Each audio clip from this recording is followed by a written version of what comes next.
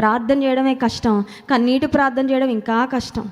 నేను అనుకుంటాను, విరిగిన హృదయంలో నుండి, నలిగిన అనుభవంలో నుండి కన్నీళ్ళు ఈజీగా వస్తాయి. It doesn't take any effort. లైఫ్లో అన్నీ బాగుండి అంత సెటిల్గా బ్రహ్మాండంగా ఉన్న వాళ్ళ కంటి నుండి ఒక్క చుక్క రప్పించండి, చాలా కష్టం అది. ఎందుకంటే వాళ్ళకి అవసరమే లేదు. They are happy, they are content, they are satisfied, అంత స్మూత్గా సాగుతూ ఉంది. దేవుడి సన్నిధిలో కన్నీరు గార్చే అవసరమే.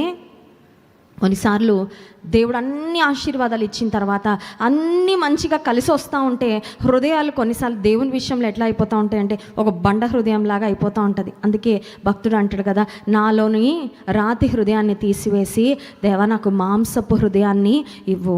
ఒక మెత్తనైన హృదయము, స్పందించే హృదయము, విరిగిన అనుభవాల గుండా వెళ్తున్న హృదయము.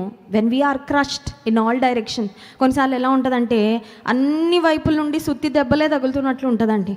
అన్ని వైపుల నుండి, ఒక ప్రక్క కుటుంబ విషయంలో, ఒక ప్రక్క ఆర్థిక విషయంలో, ఒక ప్రక్క ఆరోగ్య విషయంలో, ఒక ప్రక్క సామాజికంగా, కొన్నిసార్లు అన్ని వైపుల నుండి అలగొట్టబడతా ఉన్నప్పుడు కన్నీటి ప్రార్థన చేయాలని కూడా అనుకో, మోకాళ్ళేగానే వచ్చేస్తూ ఉంటాయి, దారలుగా కన్నీరు కారుతూనే ఉంటుంది. When we are broken we can pray with tears. రోదన ధ్వని వినబడాలి అని దేవుని వాక్యంలో చూస్తున్నాం.